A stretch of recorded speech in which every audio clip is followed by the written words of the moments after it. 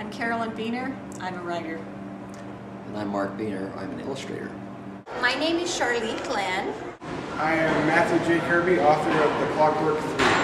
My name is Mike Knudsen, and I write middle grade chapter books. My name is Bobby Pyden, and this is my book, A Dog's Way Home. My name is Jed Henry, and I'm a picture book author and illustrator. I'm Will Terry, and I'm a children's book illustrator.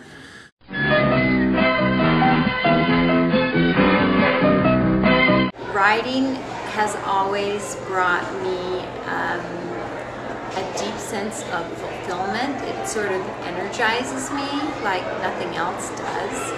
Because I like to get all the stories that I have floating around up here out on the paper. I mean, that's the first thing, is just to tell a good story.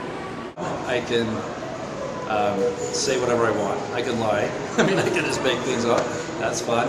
Because I have all these voices talking in my head, and once I start writing their stories down, then they stop talking to me so much all the time. It's an outlet for something that I would do anyway. I just have this dorky, nerdy inclination to make up stories about things.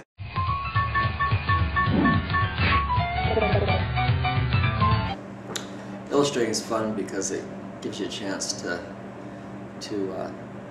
do art, but not only to do art, but to have something to show after you're done. So doing children's books is a really fun thing to do.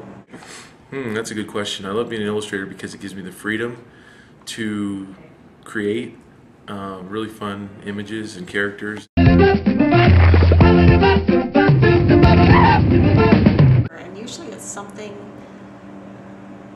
that happens around you or something that someone says. And usually it's a snatch of words or an image that starts the idea. And very often the book ends up really different from that initial idea. But Most of my ideas do emerge from my own experiences or interactions with other people. I get a lot of my ideas from history. Every time I leave a school, I'm like jotting down notes from the crazy kid that did something in the front row, and I'm like, I got to use that guy.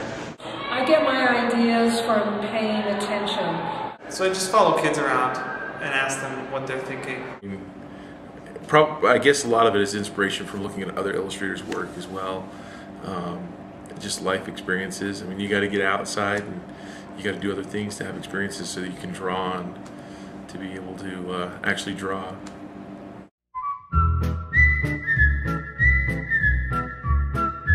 First of all, to be a good writer, you have to be a good reader. So you need to read, read, read. Secondly, you need to write. to read a lot. Read a lot, and you must write a lot. Read, read, read, write, write, write. Write. Just write like crazy. And share your work with everybody. Share it, tell stories, have fun. Work really hard. I'd say if you like art, the best thing to do is just to do a lot of art things. You have to really, really want to do it.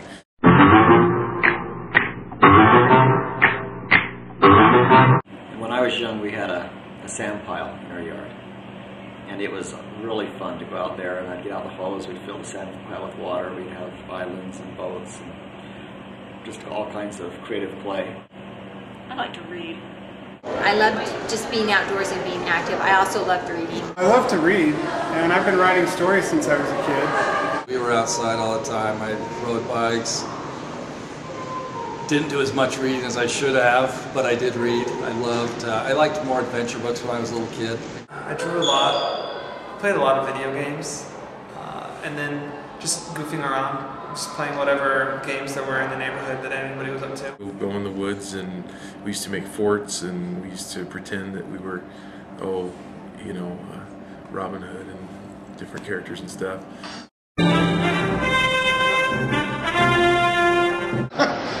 I would want to fly. I would love to be able to talk with animals. The ability to make my children do whatever I want them to do.